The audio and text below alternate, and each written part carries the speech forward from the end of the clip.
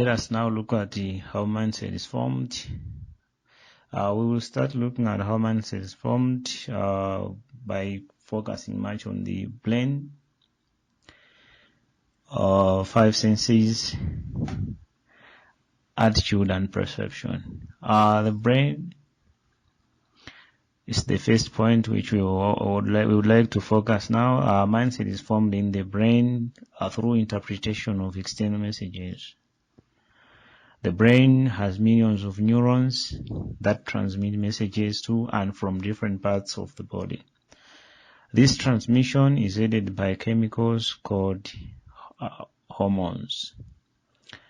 The brain works in connection with five senses. The mind formation is aided by input from five senses of the body, namely seeing, hearing, smelling, touching or feeling, as well as tasting. This means that when we taste something, when we hear about something, when we see something and touch something, that information is transferred to the brain for interpretation. These five senses collect information from outside the body to the brain for interpretation. I've already said about that. The brain interprets that information to form and develop judgments. There are two hormones that determine nature of this judgment. One hormone attributes things towards a negative way, while the other hormone attributes things towards a positive way. Number of neurons. There is research which has shown that the more the number of neurons, the more the capacity of the brain to process information. This is one of the reasons why other people are more intelligent, while others are not. The number of neurons is influenced by a number of factors, such as genetic makeup, nutrition at a younger age, diseases, as well as learning. These are mostly done between the ages of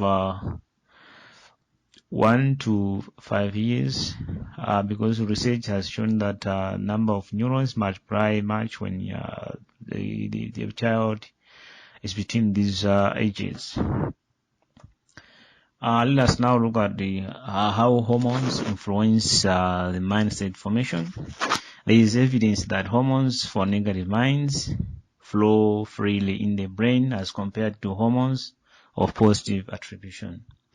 The amount of each type of hormone differs from one person to another.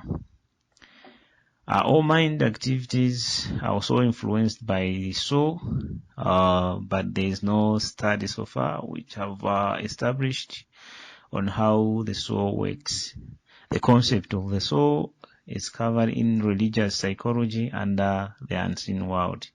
You can see the importance of studying further. There is a lot of things which are yet to be discovered, even in the West. They don't understand how the soul operates. So those are the research areas which we need to acquire more knowledge about.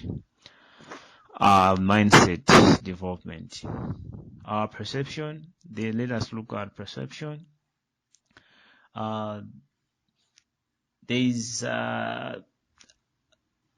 This is the way, point of correction there, this is the way we interpret things around us, the definition of perception. We regard perception as the way we interpret things around us. All five senses are connected to the brain. The five senses collect information and brain process it to form perception. Some information is filtered while other information is kept in the brain. The brain has the capacity to filter the information which it feels that it is not necessary to keep it. It depends on our values, the way we perceive about things. Some people keep unnecessary information, but to them they feel that information is valuable. You don't keep anything if you think it's not valuable, but the level of knowledge will determine the type of information your brain is keeping or filtering. Attitude, this is the way we feel about things. The information kept by the brain forms the basis for judgment. The good information, according to our judgment, lead into positive attitude. Bad information, according to our mindset, lead into negative mindset. The mind, now let us look at the mind. The mind can be defined as the collection of attitudes that forms the basis of future judgment. The mind is formed by the brain retrieval of attitudes developed in the past. Positive attitudes lead into positive mindsets. Negative attitudes lead into negative mindsets. You can see the process there. The mindset is being developed from the five senses, receiving information from the environment. And when that information is processed in the brain, the other information is filtered, the other one are kept. The process of processing information forms lead into the perception, the way we perceive about things. And the collection of the perceptions forms the attitude. The retrieval of those attitudes